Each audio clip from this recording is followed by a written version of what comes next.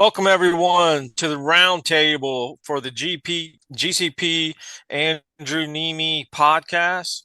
I'm Gene D and have my partner in crime, Wild Bill, here with us also. We also have poker writer and our GCP podcast partner, Ben Saxon. How you guys doing today? Doing great, Gene. Hey, doing Good well, deal. Gene. Before we launch into our roundtable, I'm going to let Bill plug a couple of events we got coming up. So I'm not sure when this is going to air, but I presume it's going to be soon. Right now, we currently have an event at Valley Shreveport, and Gene will talk about that in a little bit because he's up there. If you get this in time, go up there. Expecting a decent crowd. Southern Poker is our partner. Valley Shreveport has really stepped up, and I think this is going to be another good event. This is second or third that we've done up there, and we've really enjoyed meeting everybody there. Also, we definitely want to push the fact that the heater is coming up in early January. 3 million in guarantees. I think the event, the way it's constructed, the schedule is constructed, is pretty much unmissable. If you play poker in the South, you got to go there and play. There's going to be huge prize pools, good structures, great people too. I think the Beau Rivage really knocked it out there. So on that note, let's talk about some of the things that are happening in poker, guys. I know first thing I want to talk about is GCP. We're also going to be in Vegas because we're covering our GCP Tour champion, which is Yusuf Ali, who won a seat in the WPT World Championship. And we also, via mystery tickets and satellites, have put 5 other players in. Real quickly, they are Gerald Inman, BJ McBrayer, Buddy Villalobos, Cody Stanford, and Preston McEwen. So those guys are going to be representing the region, representing GCP a little bit, and hopefully we'll make a televised final table. You get to see them in a GCP patch, and we're excited to go there and cover them and promote that. What are you guys' expectations about how those guys are going to fare at the WPT? Yeah, that's a strong lineup as far as our GCP folks that follow us along our GCP path and our events. I mean, Cody, BJ, Preston. I mean, it doesn't get any better than that as far as talent from the GCP area. Yeah, for sure. Do we know any other folks from the Gulf South here planning to go out? I know Teddy Connor's going to be playing the main. And yeah, I'm not sure. And any other folks venturing out there? That's right. And I'm glad you brought that up because I completely forgot about the Minions. So Right. we did a December Minions. We didn't have the full team like we did in the summer, but we were able to get Teddy Connor funded, and he's a great player. I think he will do really well in this format, and I'm excited that he's getting to play. I've heard there's some other players that may go up there.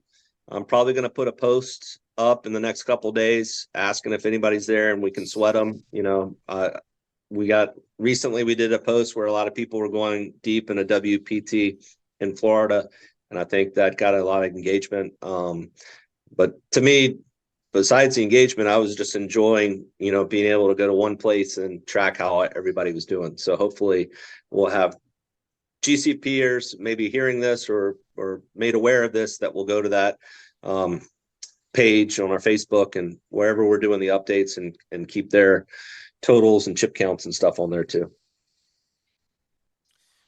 So we have Teddy funded. How much do we have for the second player already in the? So I didn't pursue a second player. We sold just a little bit over on the shares for Teddy. I wasn't sure we could get another player just because it just seemed like we kind of hit a block pretty early in terms of selling it. So I didn't do it, but it's weird because a lot of times in the summer, it's like that last few days, that last week, everybody's like, oh, okay, well, who am I buying and how much and all that. So, hopefully somebody didn't miss out. But all the people that applied for that, we'll be considering them for next summer as long as Monkey wants to do the minions again. And those guys will be in the mix for sure. So, Gene, tell us about Valley Shreveport. I'm up here in Shreveport. It's getting a little chilly outside. We have the Southern Poker and GCP Valley Southern Poker Holiday Bash rolling. We had the first event last night, had a good turnout. It was actually a media blitz. It was a charity event. So if you bought a gift to put it in a box to give to the kids, you got some extra chips. Today's hump day, 28K guarantee, $250 buy-in, and the main event starts Thursday. There's 5 flights at $500 a lick, and the first flight is at 6 p.m. Thursday. Friday 10 a.m., Friday 5 p.m., Saturday 10 a.m., Saturday 5 p.m., and then the day 2 is going to be on Thursday. But yeah, it looks like it's going to be a great event. A lot of people. It was a real friendly group last night. I wind up playing. Had fun. Everybody was having fun. Just come on down if you within driving distance. It's going to be a big tournament on coming this weekend. So, Ben, I wanted to ask you this because one of our mutual friends, and this actually ties in with the podcast guest we got coming up, but former reg at Harrah's New Orleans had a very successful weekend. Can you talk about what Joel did at the lodge? Well, I can tell you that Joel shipped the main event at the lodge for 90K. I really wish I could give you some detail as to how he did that. I'm going to assume it was a mixture of his skill edge over the field and his massive beard. Yes. So, yeah, it's always great to see a NOLA reg, a one-time NOLA reg. He lives in Austin now with his family. And an all-around good guy, do well. We had the chance to share a Vegas house with him, I think summer of 2018, and got to know him a little bit better. And yeah, it's just great to see somebody who's really committed to both sides of the poker sphere, cash and tournaments. I mean, he's really a well-rounded player. Dude shipped the for the main for 90K. So that's my kind of limited sense of the tournament. Unfortunately, I didn't get to watch the stream final table. Do you have any more insight, Bill, into how he I got to watch some of it. It's interesting that the hand that is kind of making the rounds on Twitter right now as a potential hand of the year candidate. I might be messing up the hands a little bit, but I believe it was a 3-way all in with Joel as the chip leader.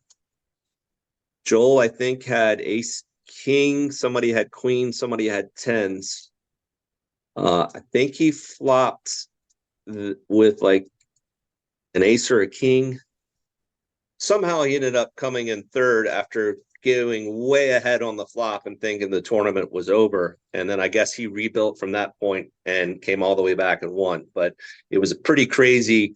Not many times you see a final table with those kind of ICM jumps where it's a 3-way all in, but I guess the hands were in exactly the right order for people to get it in.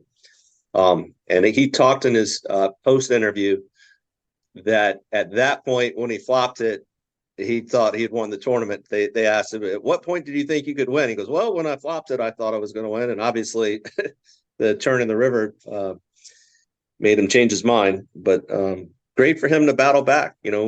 We've played with and against Joel. Well, I mean, we played against Joel, but with him in the same room often. And he's a tough opponent, puts a lot of pressure on you. And he's really savvy. So happy for him, for sure. Good deal. Gene, we got a possibility for that at the heater, we're going to do our next podcast with a roundtable, maybe live. It sounds like Ben may not be able to join us, but is there anything you're looking forward to about the heater versus heaters past? It's a lot bigger this time for sure. Yeah, the guarantees are massive. My understanding is the rooms are selling fast, and they have a bigger percentage of occupancy already reserved. It's gonna I can't wait to see how many people are going to show up. It's going to be really huge. And, Adam always going to put on a great event. The Beau and their heaters have always been one of the biggest tournaments in the Gulf Coast. We're happy to be working with those guys. And if you're a poker player and you're not there, you're going to be missing out. Yeah. Ben, how many people do you think, how big? They got $1 million guarantee on the opening event and the main event. How big do you think it could be going over those numbers? Because I predict that it will definitely meet the guarantees in those events. Yeah, I mean, I think that the situation is ripe for a really big turnout for a couple reasons. I mean, we've talked in previous podcasts about how, and actually y'all will hear more about this in the Andrew Neeme interview about poker booming, specifically tournament poker booming. So I think we're seeing that across the board, but I also think that there's really nothing like the heater in the Gulf South. And it's been how many years since the last heater? Has it been 4 years? Well, they had one last year. They had one last year. That was the first one back. Okay, so the heater is, I think folks have missed the heater now that it's back, and back kind of bigger than ever. Adam Nash last month talked about the new card room that's going to be opening in mid-December, so that'll be available at the beginning of the year. Yes. The 21st, December 21st is the official opening date. He told me. So I just think there's a lot to be excited about. And so I think that excitement could very well translate into some big numbers. Yeah. So conversely, we talked about the WPT. At the same time, there's a WSOP in the Bahamas that's going on. And it sounds like from a couple Twitter posts I've seen that they might have a hard time meeting some of their guarantees. I know they got 15 events and they have 51 million in guarantees in the Bahamas. How do you guys think they're going to fare? You think people are going to hear about the overlay and get to the Bahamas, or do you think they got what they got? Like, it's kind of a tough spot being that far away. What do y'all think? Yeah, I think they're going to have a hard time getting some of those guarantees. I've watched the first couple of Negroni vlogs. He's vlogging there. And Sean Deeb's there, obviously Chainsaw, all of the bigger players. But I mean, in order to get a guarantee for the main event that they're trying to get, they're going to need a lot of rec players to get there too, which, you got the cost of everything. I don't know if you guys have ever been to the place where the event is. I have. The food is expensive as hell, 30 bucks for a hamburger, that kind of stuff. And I think the only way they're going to break any of those guarantees is if some of the rec players, show up. Yeah. It is interesting. I don't think we've ever seen a battle like this between the two big brands, the WPT and the WSOP ever. And, if we have, memory fails me on that, but just they're kind of asking to go to two very different places. And there's a lot of cheap options for one place in Vegas where you can get a ton of the rec players, and then Atlantis is just so price prohibitive, even though I'm hearing flights are pretty cheap, that I don't know, it's an uphill battle for the WSOP. Hopefully WSOP kills it. They don't They don't miss any of their guarantees, and same thing with the WPT. Obviously, we're not picking a side just because we got players going to the WPT, but we're hopeful WSOP has a great turnout. Yeah, the flights from Miami to Bahamas are pretty cheap, but Yeah. you got to go into Miami in order to fly to the Bahamas. They don't, New Orleans doesn't fly to the Bahamas, that sort of thing. So, All right. You guys have any other topics that you're thinking about? the only other thing I noticed that Nick Airball posted something that they got ripped off in a home game.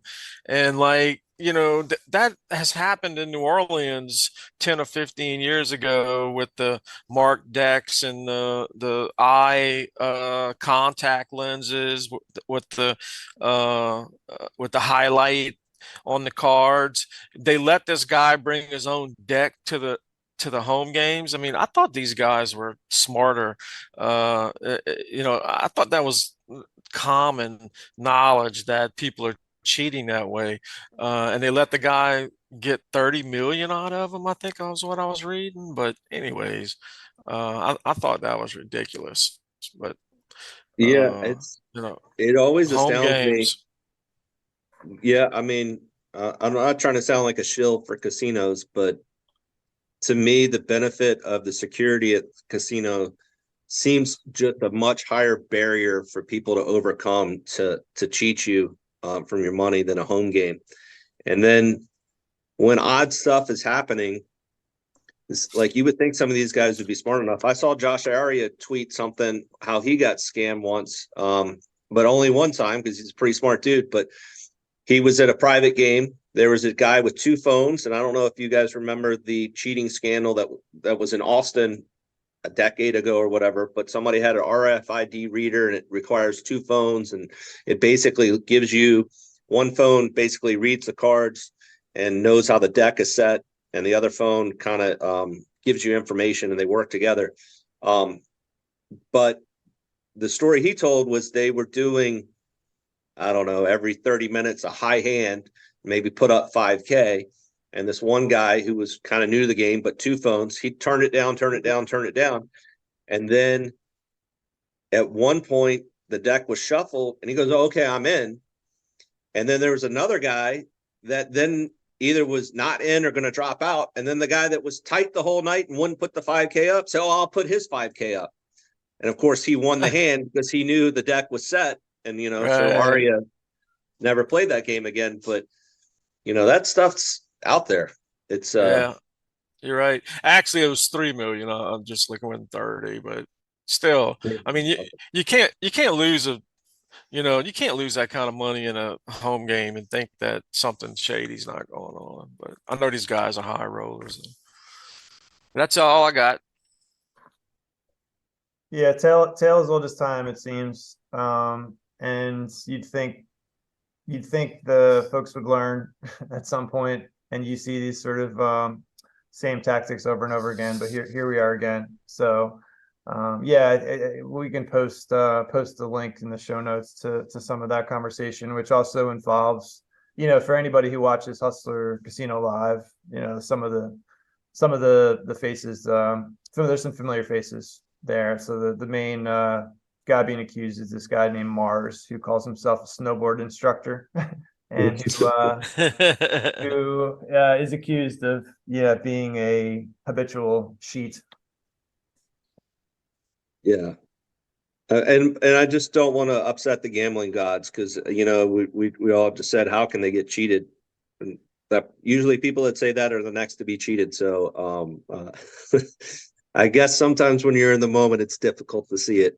But be careful at your home games, people, especially if somebody's got two phones or brings a deck or is wearing weird sunglasses. Exactly.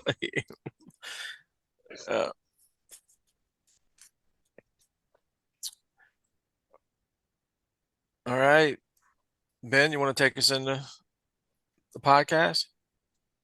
Sure. So I think a lot of listeners will know of this guest. We had the opportunity to speak with Andrew Neeme, who is a professional poker player. He's a vlogger.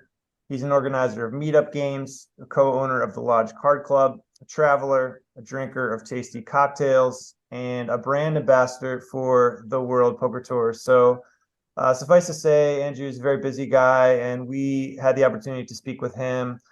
This was recorded in mid-October, so a month or two ago, and we covered a lot of topics. We talked to Andrew about what's going on in his life. He had a couple of big recent scores, both in cash and the tournament side, and we got into some discussions about the poker world in general, tournament poker, and what's coming up very soon at the Wynn for the WPT. So without further ado, we bring you our conversation with Andrew Neeme.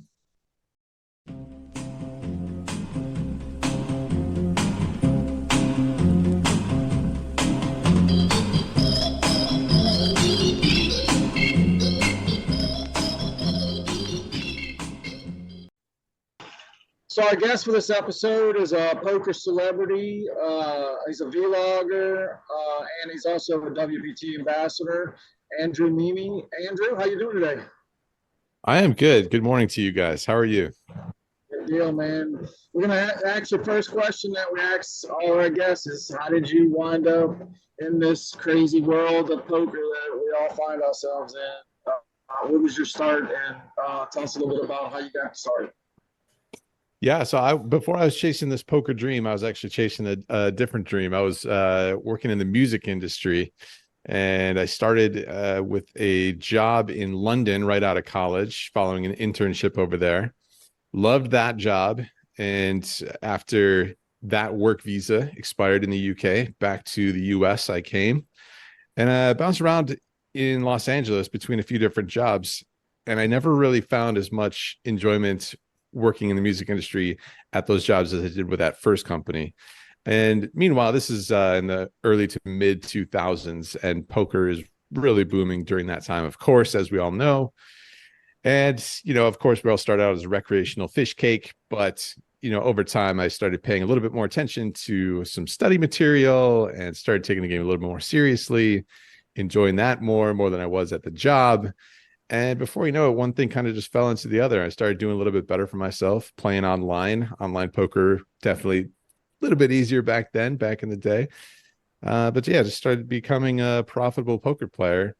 And before you know it, it's more and more time in poker, less time in the jobs, and kind of became a professional poker player.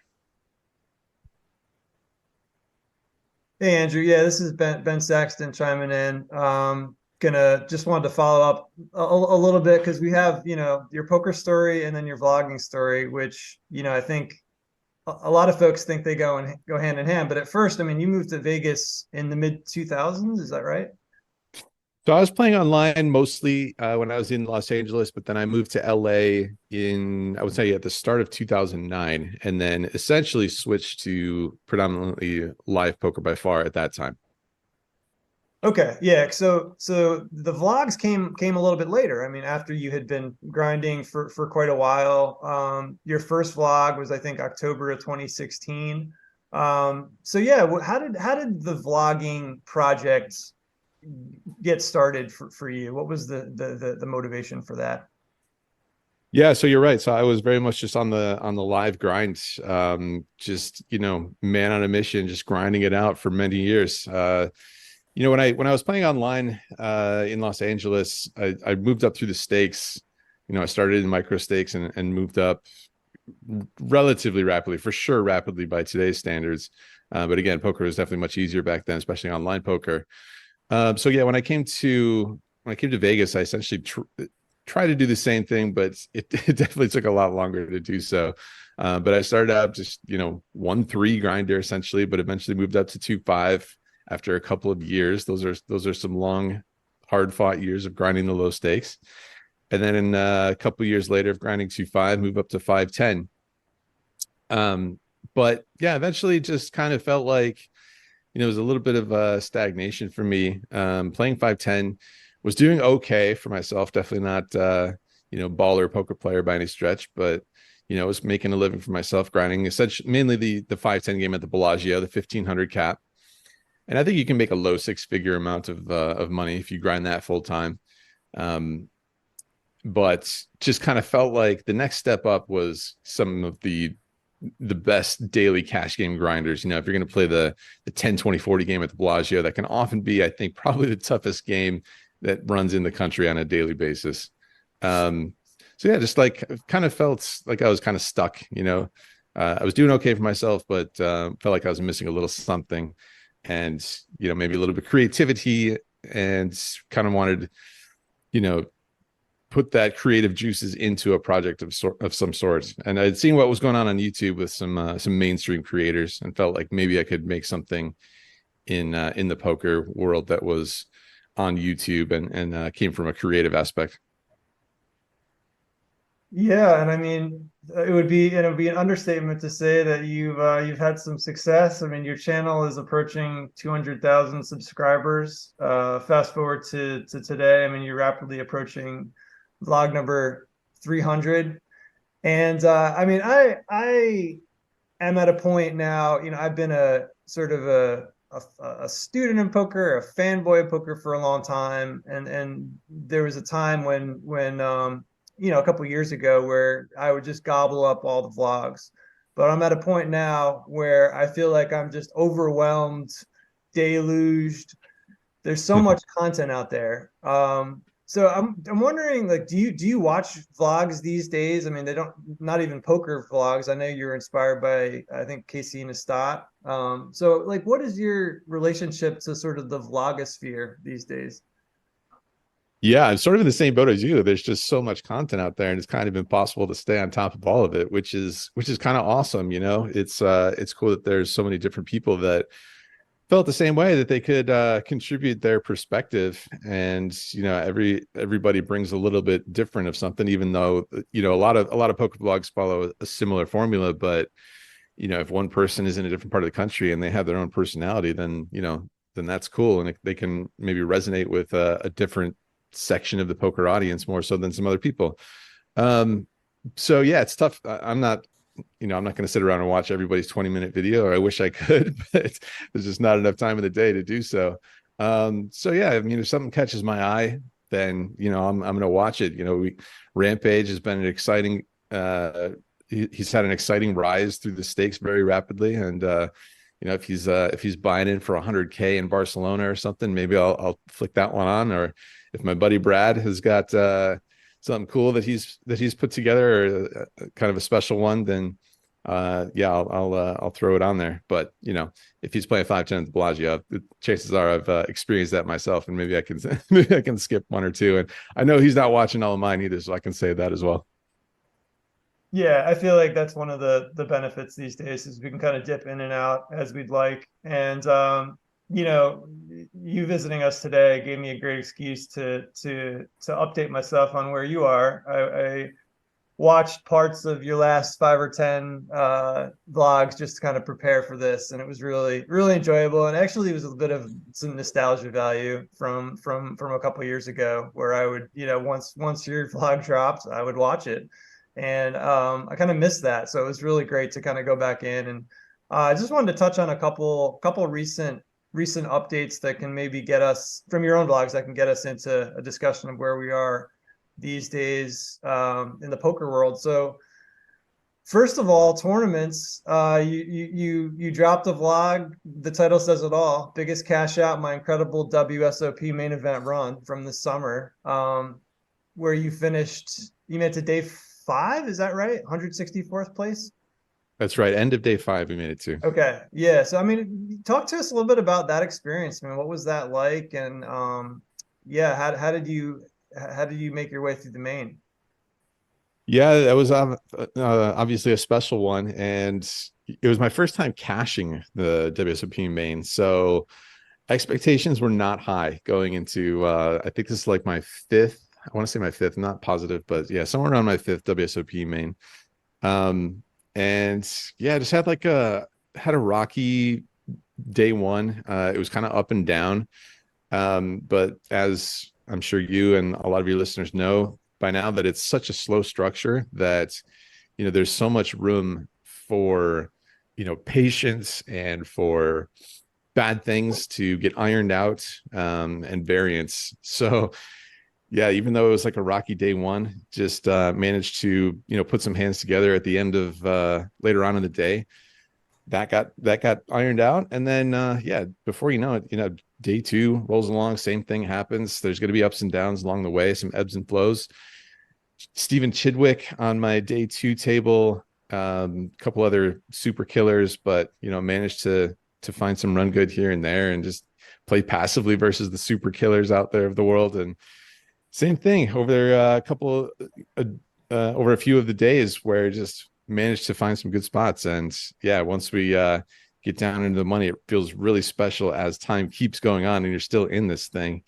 So yeah, I really like that one. Really hit me because it's pretty easy to get jaded, as either a poker player, especially as a tournament player, because you just know that there's going to be pain is around the corner somewhere. And very frequently, unless you somehow manage to get in the top three of a tournament, which doesn't happen too often.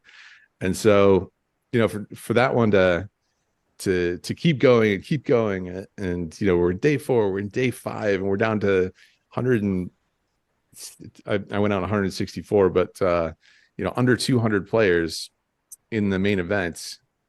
It's like it's a rare thing, I really took time to acknowledge that moment, because who knows when we'll have another deep run like that in that kind of a tournament. So it was pretty special. It kind of hit me there a little bit, even after being in poker for double-digit years, and occasionally jaded about tournaments. It definitely hit me a little bit. Yeah, so great to see you have a deep run after. I mean, how many times have you played the main? I want to say this is my fifth time. Okay, yeah. So of course, no guarantees. And yeah, I can't imagine what that must be like to make it that deep. I was also wondering, we're just in such an interesting space now in terms of post pandemic. People are just flocking to tournaments. The main had it's a record turnout. The lodge, I think, just had the highest ever turnout for Texas tournament. I think that when we were talking last time, Gene, Bill, and I were wondering if we're in a second poker boom. And I'm just wondering what your thoughts are on that, and the sort of the explosion, especially in the tournament space that we're seeing. Yeah, it's I think people are always going to kind of use the same terminology and reference the mid 2000s era, and compare it to that. I think it was like such a special combination of factors back then that it's going to be pretty tough to replicate, especially where poker is now, as far as like how good people are, how good poker players are. And it was just a special time back then. But that being said, we did have a special time during COVID where a lot of people had a lot of free time at home. They found their way into both poker content and then into poker itself. And I think the content has played, it's hard to quantify, but myself and some of the other content creators get messages all the time saying that they found their way into poker or back to poker through the content.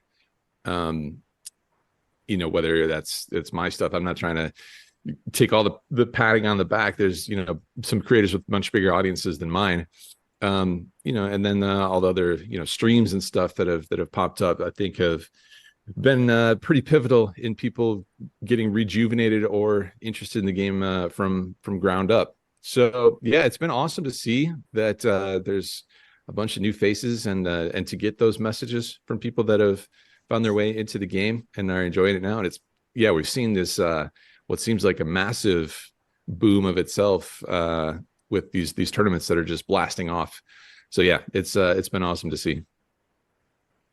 Yeah, for sure. And I just want to just kind of go to the other side of the coin here, which is something that you're probably more familiar with, which is the cash game scene. You recently came out with a vlog number 283. Again, the title says it all. My new biggest win ever. where you cash for 70-ish K at a big stream game at the lodge. So I mean, I'm just wondering, like, how does a big cash like that, your biggest cash, how does that compare to something like the main event run for you? I mean, is that something you even compare in your mind, or like how is that experience different? Yeah, it's funny because I mean, like when you play we play these giant stakes cash games. I mean, for me, it's giant stakes. Down at the lodge, we play them on stream, and it's billed as 5,100, but in Texas, things get crazy all the time, and the straddles are going to be on, and basically every stake plays at least double the size as it's billed. And so that's a pretty stressful environment. Like I can sell some of the action, but if things go poorly, and I'm sure at some point, the more sessions we play, they will go poorly at some point, but you can get whacked for a huge number in these cash games. And I can't just like shy away. I technically could just not play them, but myself and Brad and Doug Polk, we signed up together on this thing to essentially be the faces of it, and so we have to take part in these at least some of these cash games. I play every single one of them, but we want to play some of these big cash games on the stream and make some fun clips that will get good airplay on YouTube and good number of views. And so it's stressful. While stepping into those big games where people are they're going to splash around. It's not going to be a nitty game. It's going to be a high variance situation. So with the WSOP main event, you know what your downside is going to be. It's going to be that 10K buy-in, and of course you can sell action there as well. But with these high stakes cash games, you could lose your shirt. So it's a stressful scenario, and when it goes well, it's almost like a combination of excitement but also relief that it didn't go extremely poorly. Anytime book a big L in the cash games. But coming from the cash game background, yeah, it definitely feels good to like step up to these proper high stakes cash games and put a solid win on the P&L chart. Yeah, absolutely. So yeah, just to sort of get your take on the cash game side of things from more of a macro perspective. People are talking about tournament poker booming, but the other side of that coin is a lot of folks are talking about how public cash games are struggling. And this is something that's been talked about for a while. In particular, Andrew, are you familiar with Charlie Wilmoth? He's an LA cash game player. He has a podcast called Third Man Walking. Yep. I know he does some of the commentary on the Hustler stream, and yeah, he's making some content as well with Mark Goon, who I'm a fan of as well. Yeah, and he's a very, very thoughtful guy, and I'll post this link in the show notes. He recently came out with a podcast called On Private Games and Cash Game Poker's Identity Crisis, where he kind of addresses this movement where players are getting shut out of games are going private, whales are being poached out of the public ecosystem and kind of insulated in these private games. And I mention this because I know you've spoken about this in at least one of your vlogs. I don't know which one it was. This was a couple of years ago. But I'm just wondering, what your thoughts are on this tension between public casino games and then the private scene that's kind of sprouted up alongside it. And if you see yourself, having a role one way or the other in shaping public games, I just love to hear kind of where you fall on that these days.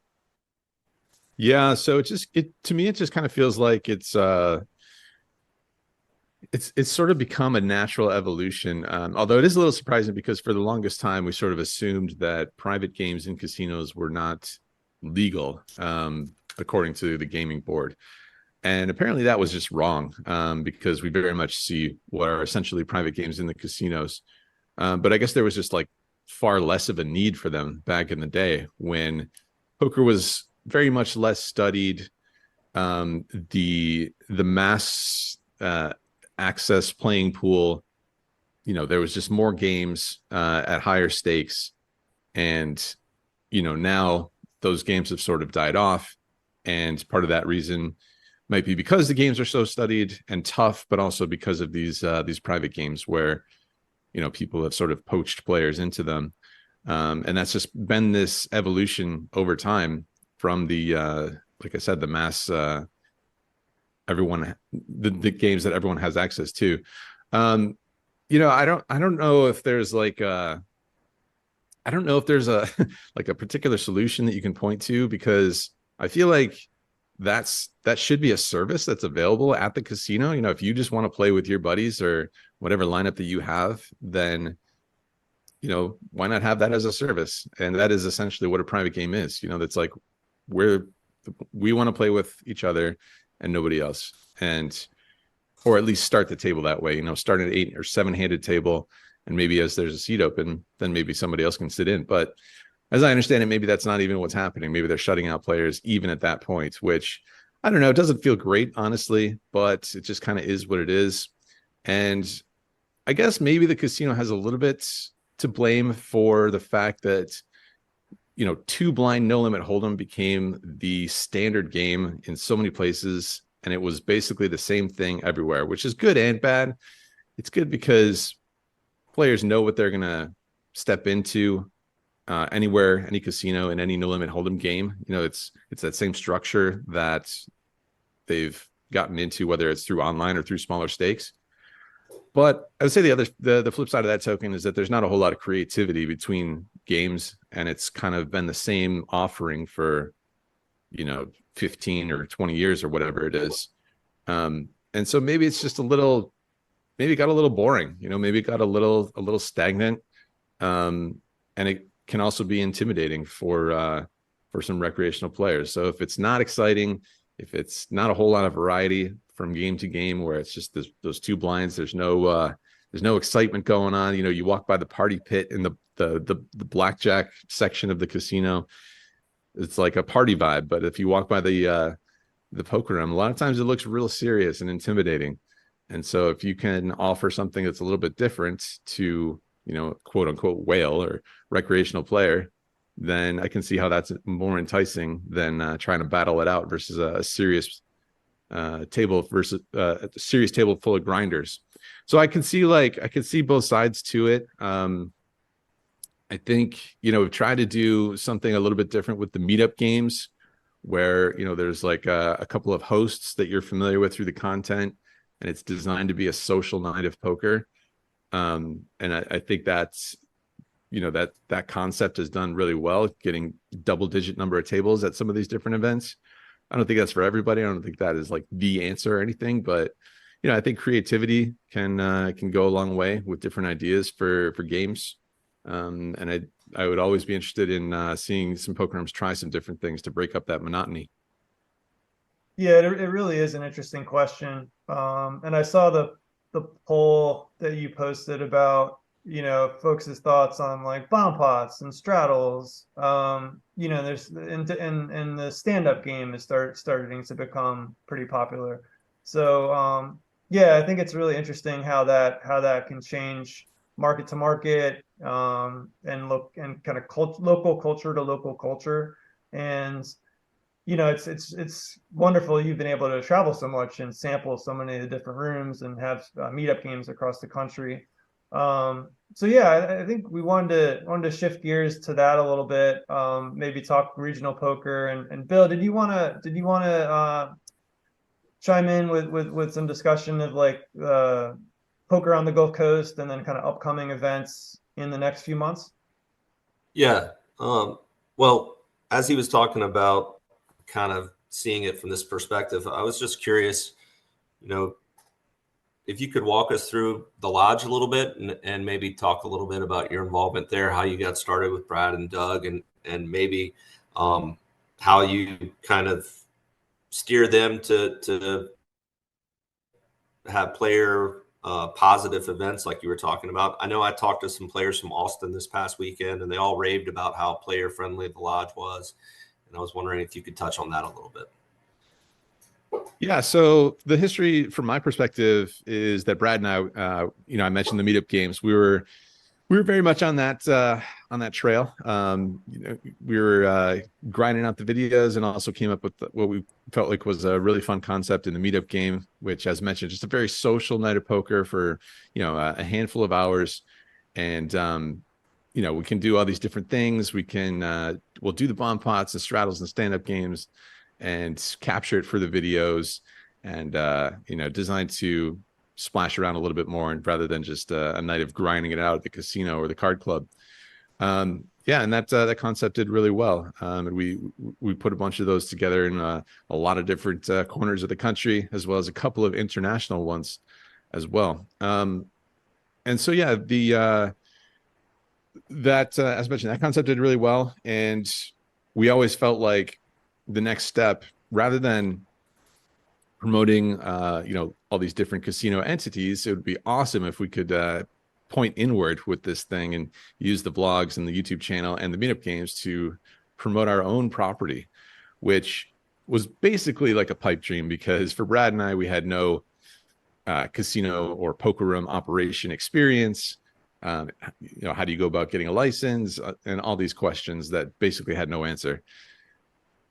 Fast forward a little bit to when Doug Polk had moved from Las Vegas to Austin, and he had also discovered these poker clubs that existed around Austin and elsewhere in Texas.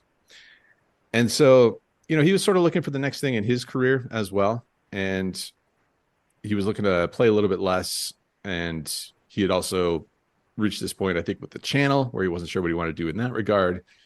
And he sort of had the same idea. What if he had his own space? What if he had his own poker club? And he had discovered these other clubs, and thought, why not? Why not me? And to use his promotional apparatus as well to be able to do that.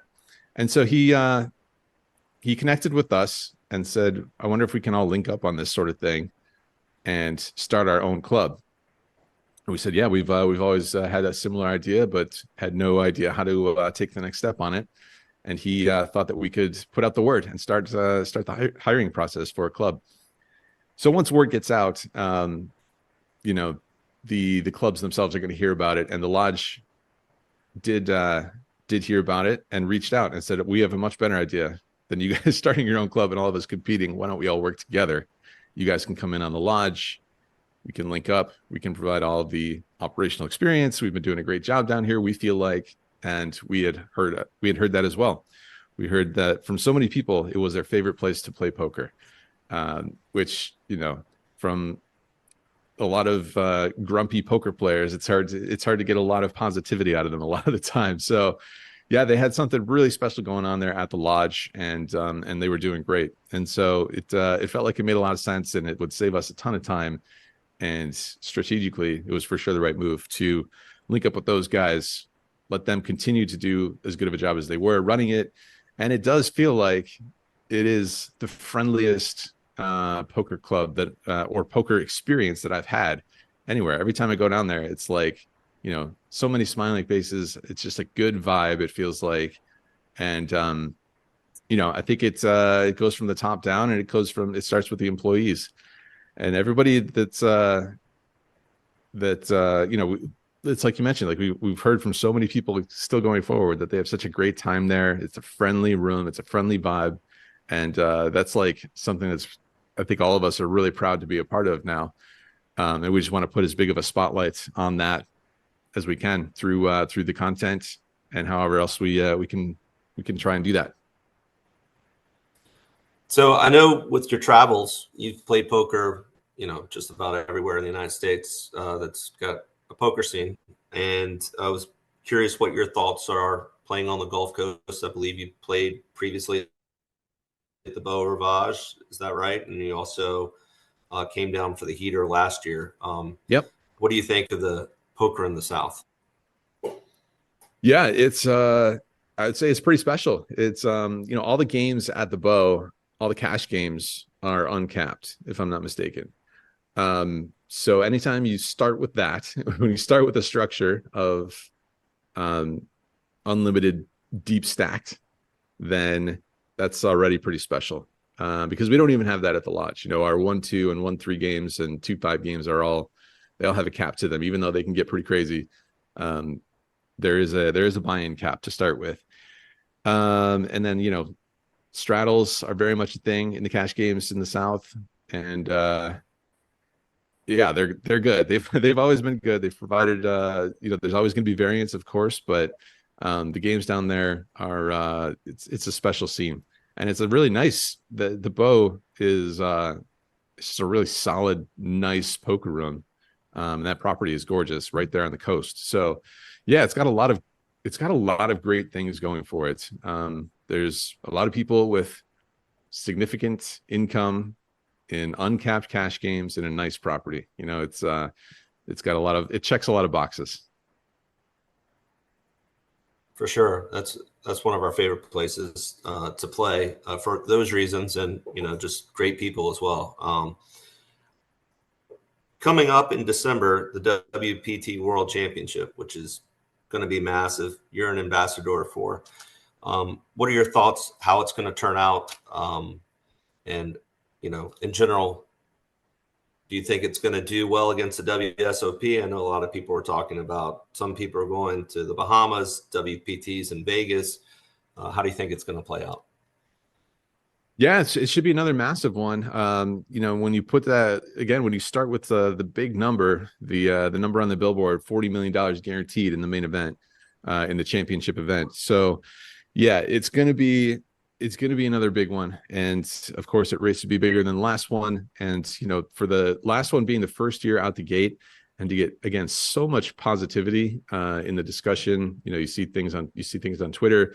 Poker players, they'll talk. They'll let you know if something is wrong or they're unhappy about something. And you know, I'm sure there was the occasional complaint, but the vast majority of the conversation seemed positive about it. And for it to be the first year and to get that kind of a vibe and to get that kind of feedback about it was awesome. So yeah, there's going to be gigantic numbers in the prize pools. There's going to be a ton of people, and there's going to be a range of buy-ins, and we're going to do the premier meetup game, we're calling it, to kick things off on December 1st. So myself and Brad Owen and Phil Ivey and a bunch of other faces that people are familiar with, we're going to play 1-3 and 2-5 and splash around to kick things off. And that was a really cool event last year to kick it all off and to give away some tournament tickets at that thing. So that should be a really good time.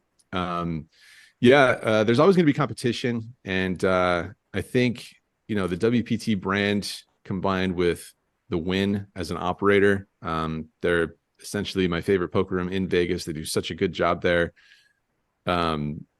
And there's going to be so many familiar and friendly faces to go along with these massive prize pool numbers. It's tough to think what the event could be lacking alongside the convenience of Las Vegas and all of that. So yeah, I think competition is good for poker and for the players especially. It keeps everybody on their toes, but I think the event is going to be an awesome one. Yeah, we're pretty pumped about it. We got our, what was that, Gene?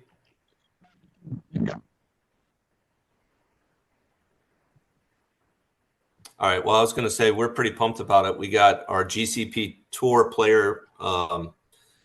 We had a championship in March, and the winner of that got a seat into the World Championship at the Wynn in December. So we're going to be there following some people, and we're pretty excited. Are you going to get to play any of the tournaments, or small schedule, big schedule? What are your thoughts? Yeah, I'm there to partake. I'm there to fire. So yeah, I'll be kicking off things like I said, part of the meetup game. But then yeah, I'll be hopping in there. There's mystery bounty tournaments are always awesome. I'll be in that one. We got the Prime Championship. We got the World Championship events. I'm definitely in all of those. There was a fun tag team event last year that Brad and I played. So yeah, I'm there to partake. I'll be locked in and there for the entirety of the event. Awesome. What was the format on that tag team event? I think it was actually a double board bomb pot tag team event. So wow. that was pretty fun. I should have the schedule in front of me. I don't know if you guys do, to see if that's still there on the schedule, but Yeah, there's just like there's a range of buy-ins. I know there's a $600 buy-in tournament. So it's not just 10Ks and not just high roller events, even though we do have the $1 million event, which should be cool to see go down. But yeah, there's obviously like a huge range. There's the meetup game, which is very approachable stakes. To be able to like just be in the same room and potentially be able to play 1-3 or 2-5 with Phil Ivey is pretty dope. I think that was a super special day for myself and for Brad to see like the culmination of the meetup game. We were lucky to have Doyle at that one. And a lot of other friendly faces at that one as well. So yeah, it's just a super cool event in a lot of different ways. I'm guessing that's not going to be uncapped, that game. Huh? That game is not uncapped, and in fact, they really encourage us ambassadors to buy in for the minimum, because there's all these different promotions where you can win drawing tickets, and then we're going to give away 1 world championship seat at the meetup game, as well as 5 1K seats to the Prime Championship. So, and different ways to do that. You can win if you win a hand with 10 deuce, you get a drawing ticket. If you get all in versus an ambassador, you get a drawing ticket. So yeah, they want us to buy it for the minimum to make it easier for people to get all in against us. And it's just like the room is just absolutely buzzing during this meetup game with all that action and all these familiar faces in the room. Wow, that sounds a lot of fun. That I wish I could make that. I'm planning on coming in a little later. I'll have to look at my calendar, see if I could go to that. That should be a blast for sure. Ben, do you have any more questions for Andrew? I have one, maybe 2 more. Hit me. Yeah, I mean, as you've been talking, it's very clear that you wear a lot of hats. You have a lot of roles. We haven't. There's so much that we haven't talked about. Yeah, I'm just wondering, like, what role is giving you the most joy right now when you think about all the all the tasks in your work life at the moment? Yeah, I would say the variety of them brings the most joy to me. I would say when I was really unsure about, when I had the most questions about what I was up to, it was when I was just on the grind, just on the grind solo, just like grinding out those 5-10 games at the Bellagio every single day, which, I'm not really looking to complain about that, because, that's like a lot of people are just trying to get to that spot, and they sort of view the poker dream as that, just being able to show up. If you want to take a day off, you can do that. If you want to cut your session short, you can do that. If you want to play all night long, you're feeling good, you can do that in poker. So that's cool. I've always liked that about cash games, but I definitely felt like I was missing out on a little bit of something personally. And so, yeah, being able to like have the creative outlets on the YouTube channel and to have the partnership with the World Poker Tour to go to some different places and capture that I wouldn't be able to on my own. I've been to Cambodia twice within the past like couple of years and did a meetup game over there, which is something I could not have fathomed even a handful of years ago, but that's something that happened. To be able to go do that and travel around with them, it's such an awesome brand in poker. And then to be a part of such an awesome team down in Austin at the Lodge, and to go down there and hang out in that room, like I said, with so many smiling faces in a poker room is amazing. And I'm pretty lucky to be a part of that team. So to just be able to like bounce back and forth and not just do, one thing, and to have that variety is awesome. I wouldn't say there's one I want to pick and do every day, but yeah, it's just like for me, having that variety is pretty amazing. Yeah. I mean, I can imagine the variety be very rewarding and challenging at the same time, as you've mentioned recently. I mean, you've talked about how it's difficult to be creative and competitive at the same time. I was thinking just about that recent high stakes big score where you have these big swings in the cash game, five figure swings, and then at the same time you're expected to vlog and be creative. So in thinking about, like, you're almost at vlog number 300, there's been an evolution in your own creative approach. Where do you envision I don't know if you know you can answer this question, but I'm just wondering where you envision the vlog going moving forward. Yeah, it's a good question. I'll just tell you right away, I don't know if I have the answer. Just because for a couple of reasons. A, it's like it's just really tough to predict what will go down and what we'll be looking at. You know, there's, like I said, there's a bunch of things that have happened over the past handful of years that I could not have foreseen. You know, like with the being a part of a card club in Austin, Texas was not on the vision board. And you know, going to different places with WPT has been fantastic, but hard to predict as well.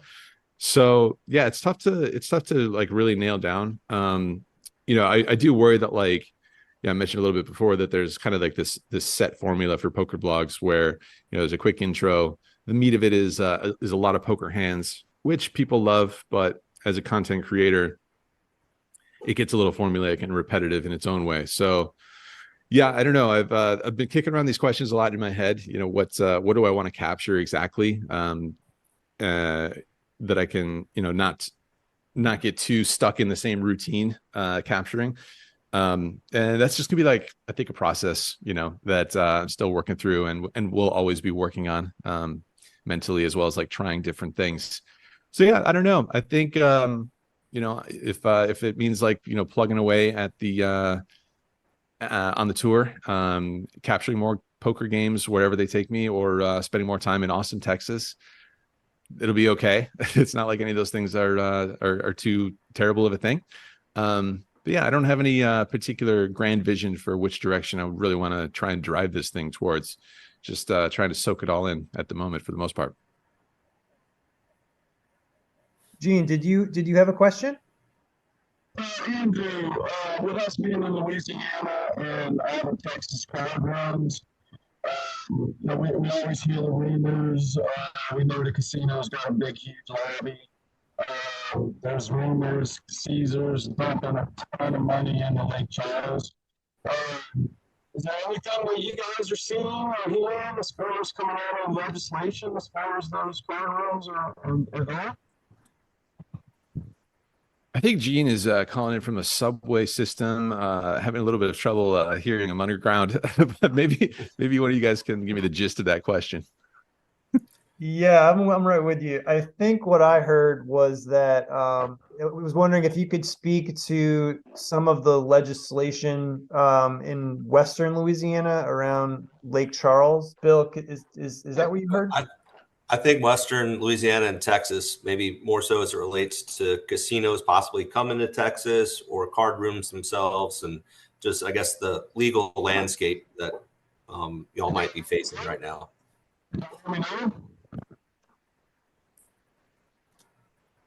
Yeah, so I wouldn't say I'm on the front lines of working through the legal landscapes. But we definitely have that aspect of the team at the lodge who are very much like on top of these things and wanting to push pro poker legislation as far as we can. And so we had a bill go further than any gambling bill has so far in Texas in this past legislative session. We made it all the way through the House of Reps, the Texas House of Reps. But then we only managed to get to the Senate. So it's, you know, it's good news, bad news. It's good news that we were able to get that far, and it seems like there is a lot of headway that we've made, but there is still more to make. But, you know, we basically in Texas, we just want to do things the right way and control the things that we can control. And we want to run the room as professionally as any room out there. And we do that by, you know, essentially collecting as much talent from other poker rooms as we can and build out the best team that we can. And then, yeah, run things as professionally as is possible and make the room as player friendly as possible. And so, you know, I think you do that. When you do that, you sort of, like I said, you control the things that you can control. And when inevitably the landscape does change, you know, I think at some point in the future there will be casinos in Texas. You know, all you can do is put your best foot forward and hope that there is a a license or a subclass of license like they have in California for card rooms specifically, that we'll be able to say, we've always done things the right way. When there's an overlay, we eat that. We have a proper professional setup here, similar or even better than a lot of other card rooms offerings out there. And that's amongst the best that we can do. And like I said, there's guys that are a little bit more on the front lines of the legislative and legal landscape than myself. I wear the promotional and marketing hats down there at the lodge mostly, but yeah, we're very much paying attention to it and doing what we can to help develop that. Well, we're super appreciative and very grateful that you came on the air with us today, or the podcast, I should say. And thank you for taking your time out to speak with us. Is there anything that we haven't brought up or asked that you might want to talk about as it relates to any of your ventures? I don't think so. We're going to be on the road here again shortly. We're heading up to Montreal for WPT. It's a WPT Global event up there. So when I went up there last time, it was 2018. Went there on the vlog, and it'd be great to get back up to Playgrounds to play some poker up there and do a meetup game up there on the 25th, and then WPT Jacksonville in Jacksonville, Florida. We'll do a meetup game there on the 9th of November. Then Seminole later in the month, and then it'll be World Championship time. So definitely finishing the year super strong here. Awesome. Thanks again, Andrew. I think that's good from us, unless Right. Ben or Gene wants to dial in from Serbia or wherever it was that he was calling from on that very dubious landline.